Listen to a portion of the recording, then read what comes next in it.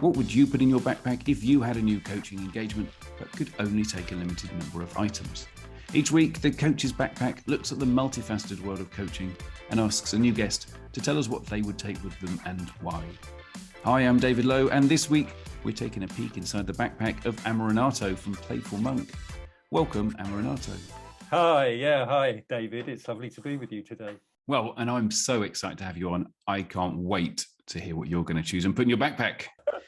But before we get started, I've got the first challenge, which is, could you describe what you do in under 20 words? Okay, so I help coaches through supervision stay calm and connected in complex situations. Ooh. Okay.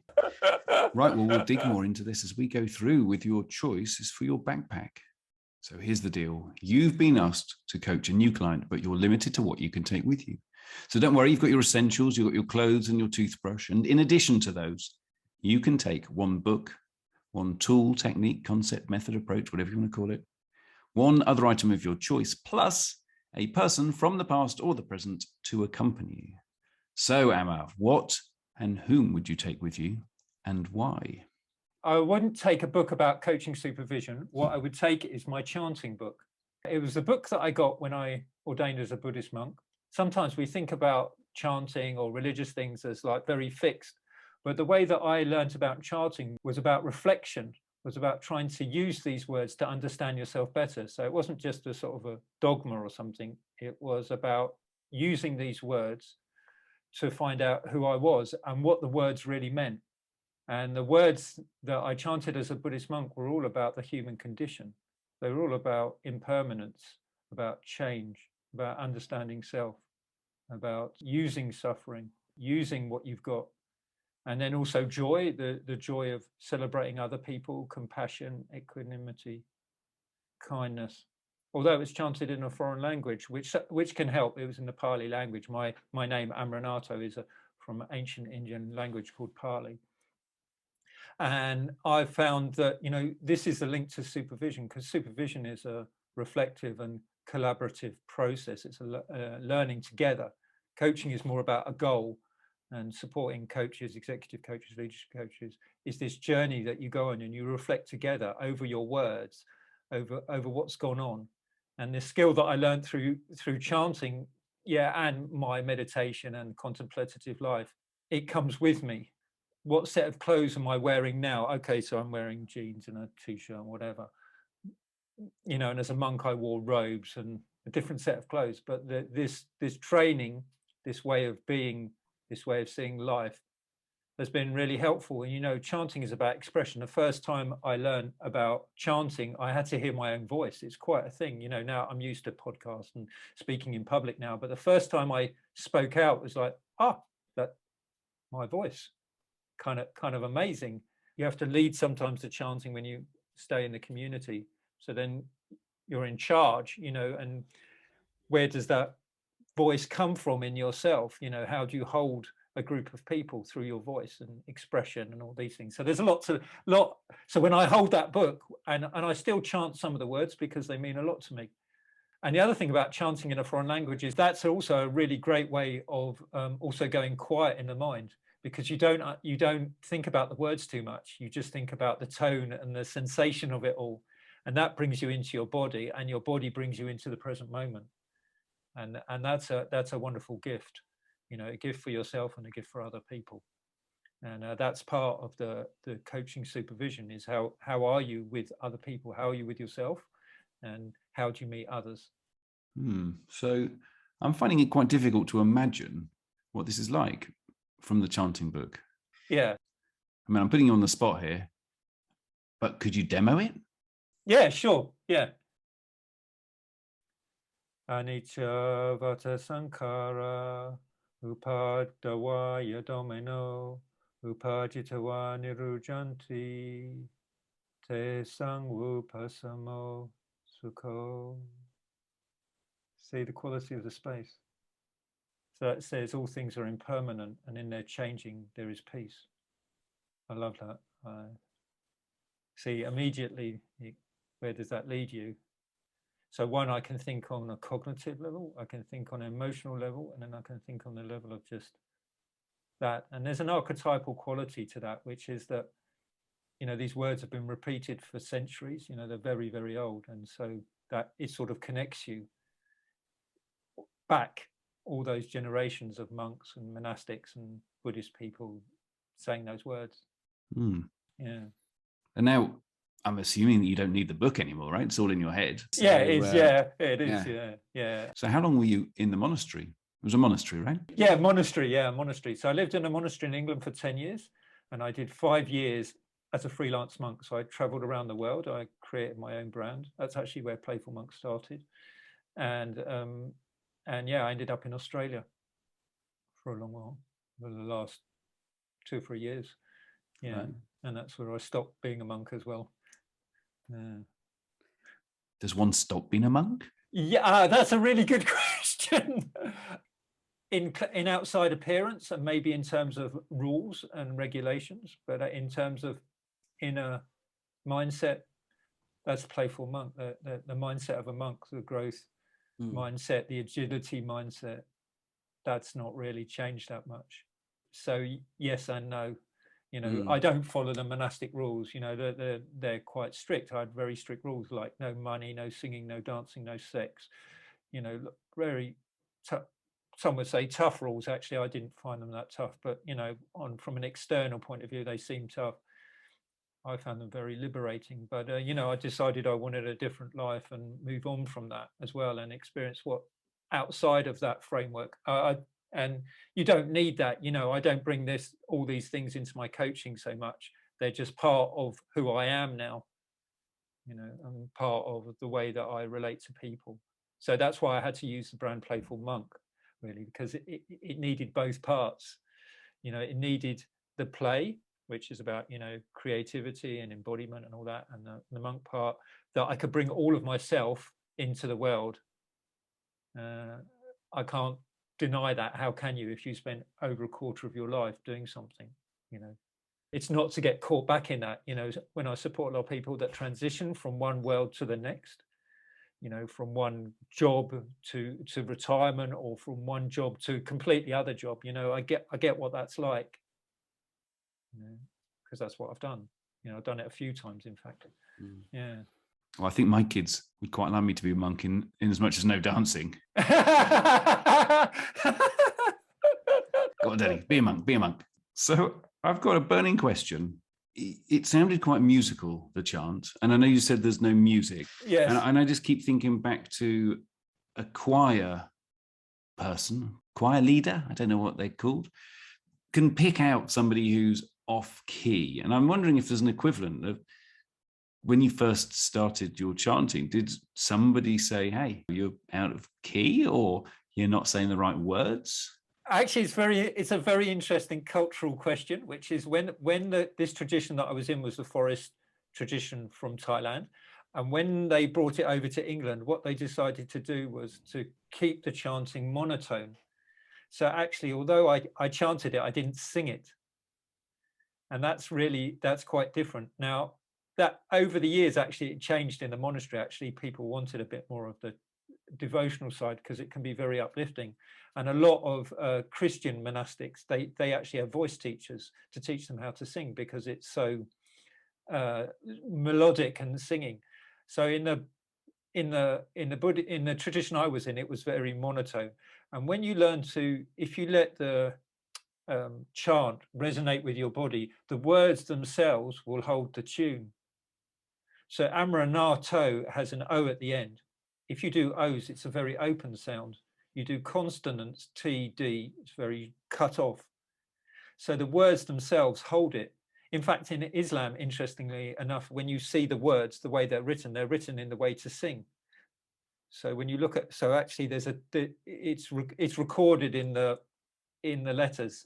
So you can be off, of course you can be a bit, you know, flat in it, but you can also learn how to use your body. Yeah. So actually, in the monastery, I ran creative retreats. I brought in a singing teacher. I actually brought in dance as well as part of all of that, because I felt that was really important. That was being flexible with the rules. Yeah. Well, if you want any more dancing tuition, just let me know, right? You've got my number. I've seen your moves. They don't come with a glowing recommendation for my kids either. Okay. So that's an awesome book to take in your backpack. And what else are you going to put in this backpack? I guess the question is, well, what tool would I bring? Yeah. And actually, I would, of course, bring the Playful Monk approach. When I was a monk, my events were very successful, and people said, "So what did you do?" And actually, I didn't think about it that much. So over the years, I had to start thinking. So when I started off, there was the first thing, the Playful Monk approach is co-explore. Yeah, that we need to explore together, to be together, to be in a relationship. The second one was play. Right. So play is about being embodied. Play is about full attention. When you watch your kids dancing, actually, my guess is that they got full attention of what they're doing, right? They don't worry too much as we do about whether the moves are good or whatever. They just do it. And that's fun. And it's embodied and attention. And then when you bring explore and play together, you need kindness. You need love. Love is courage. Yeah. And then as I moved away from the monk business and I went into executive coaching and then leadership coaching, I thought there was a few other elements I needed to make more explicit, and that was presence, which is your ability to be with in any situation, yeah, and then connection, and connection is where you get impact. So that's inner connection to the outer connection. And what I recognized in the coaching supervision is you need all those aspects. It's the same thing. Coaching supervision is about a relationship. It's about being embodied with your clients. It's about being courageous. You need to love yourself. You need to be totally present with the other person. And you need connection. Connection is, in the context of supervision, is actually the systemic element, which is, do you see the whole system as well? Do you see what's affecting your coaching, your internal coaching situation, right? And in order to know about those connections, the interdependency of it all, you have to be aware. And that awareness for me comes inwards. So that's the tool that I bring to what I do. Yeah, it's not so much conscious anymore. I'm not talking about 5 steps, or I'm talking about it as 5 parts of a one thing, really, which is now, this moment. Lovely. Yeah. So and when I think about that situation, you say, well, who would you bring? So it's a really interesting question, because you think all these people in the past, who could I bring? And I think, would I like to bring an enlightened person, or would I like to bring the historical Buddha, or some great leader? Actually, I've met a lot of these. I've met a lot of these people already. I've met very wealthy people. I've met very poor people. I've met very learned people. Privilege of being a monk is you meet really wonderful people. But when I really thought about it, and I thought about particularly coaching supervision, I thought I'd bring my partner. Now, I'm not going to discuss about my partner because I keep that separate, right? But what I do want to say is that having a relationship outside of work, outside of even supervision, but somebody that knows you really well, is super powerful. Of course, I was a monk, so I was celibate, so no relationship. I worked with nuns. I lived in a mixed community, but the element of relationship, deep, intimate, personal, ongoing, important, ongoing, yeah, I found incredibly helpful. And that's also part of supervision, is that where are you getting your support from? Not just from me as a coaching supervisor, but also outside of your work, your hobbies, or any, and partnership can be a really fantastic way. It can also be incredibly painful and tricky, and you might need counseling, but I've found it really super helpful for this, to see all aspects of myself, and that there's a certain honesty in that, and if you're willing to embrace that honesty and see all parts of it, for me, I can only see it makes you a better person, even if it's pretty difficult sometimes. Yeah, it's an amazing thing. So I know you just said about not bringing personal factors into it. Well, by the time this goes out, Yeah. I will have been with my wife for 25 years. Only 15 married. I took 10 years to propose. We won't go into that. Don't remind her about that. It took me 10 years to propose. So yes, 25 years, and having that relationship where there's rarely an argument about stuff. It's an amazing amount of support that one person can give. Isn't that beautiful? Yeah. Really is beautiful to have that type of allow that intimacy into one's life and learn from it over that period of time. Yeah. I mean, I'm not sure she'd say the same. She might just say it's been 25 years of grueling agony. Okay, so we've still got one special item that you can also take with you. Ah, yes. So I thought about, like I've done so many journeys. I hitchhiked around the world for 4 years, lived out of a rucksack. And so I've done a lot of traveling. And then I've also been alone a lot. I've done loads of meditation retreats for months on end with meeting nobody and not having much around me. And so when I actually thought about it, I thought, actually, there's not much else I really need. I don't need to bring anything else with me. Right. And then I thought, what's interesting about, meeting different people in different situations is that you've got your own experiences, but research can be really helpful as well in informing what you do. So actually, bizarrely, I would take a mobile phone with internet connection so that I could research about, whatever a theme might come up that I don't totally know about, and that I could look into and be informed about it. Because I think it goes together, your own intuitive knowledge, yeah, and what you think about, how you reflect on a situation, but also you want to be informed. You want to know, what do other people think about that situation, even if a lot of the research is, not brilliant. It still gives you perspective. It still gives you another way of thinking. So that's what I would do, but it wouldn't be essential. Like when I stopped being a monk, I was in the Australian outback, and I was in a truck for that retreat. So I was given a use of a camper van with everything in it. I mean, solar panels and all that stuff. It was very hot, but I hardly had anything with me really. There's so much here already. Life provides so much. Just even sitting in my garden this morning, just looking at it, think, wow, look at all this. There's flowers and bees and the cats in the. It's there when you open your eyes and look as well.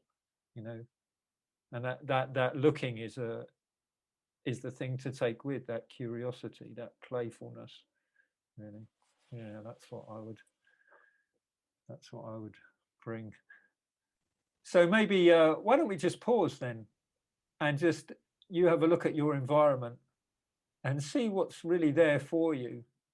Maybe just find one item and just really look at it and just notice how it impacts you.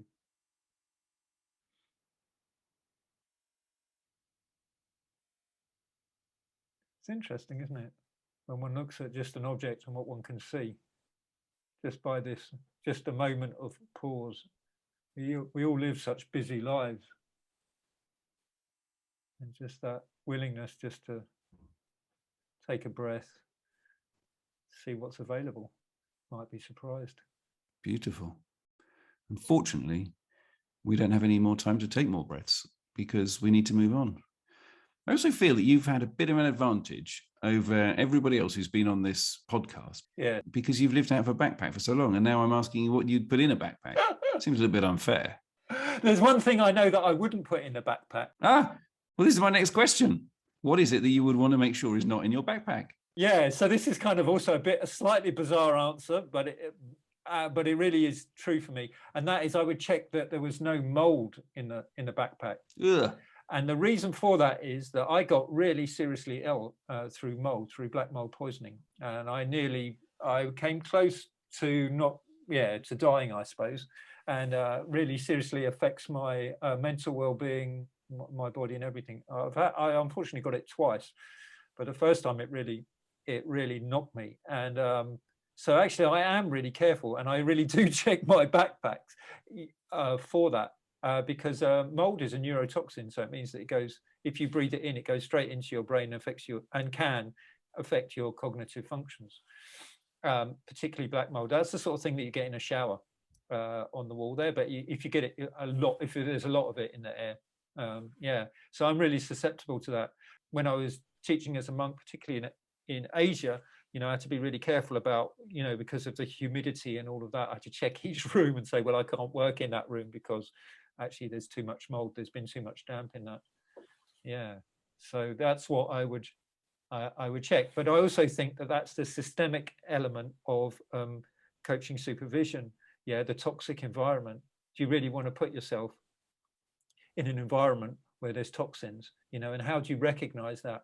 In some ways I've been fortunate through the black mold to recognize toxins, and how it affects my body. A lot of people don't know what it, how it does that, but you can apply the same thing into a culture as well. How can you sense into a culture and see, is it toxic? Is it actually supporting me or not?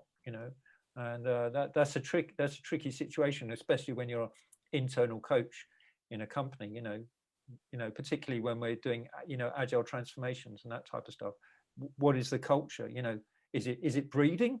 Is it making things good, or is it actually, killing you basically? Wow. I had no idea that mold could be so harmful to a human being. Yes. Showing my ignorance again. I love the metaphor of the business as well. But I don't want this to end this conversation. I want to carry on this forever. But unfortunately, we can't. We have to move on. I have one last question for you. Yep. In this coaching gig, you have your backpack packed, and we know what's not in it. But where do you hope you are or are not going? My answer to that question is where I've always been going and where I've always recognized, which is home, not the physical home. And I don't want to use the spiritual word either, but there's a sense of maybe the word is inner contentment or awareness or knowing. And that's been my guiding force, and I've never deviated from that. Once it became clear to me, I've not moved away from that. I sometimes find it a powerful, really powerful concept, idea, but in actually living from that place. And that's all I've ever focused on as a monk, and now in whatever role I am doing. And it's to check that one is still in that direction. It's interesting, it's what's come up right now, so I'm going to say it because that's what's arisen. But the origin of sin is actually the same thing. I just thought about it now, which is to be sin. The origins of the word sin is to be off mark, off center. It's not about doing things wrong or bad. It's just knowing, are you at center? Are you at peace with yourself? And what do you need to do to bring you back to center? And that's in a way what I mean. If you're going too off, I'm not talking about morality here. I'm talking about ethics or a way of living, or what the word that comes to mind is moderation. How do you moderate your behavior? What do you choose to do for the well-being of yourself and the well-being of others?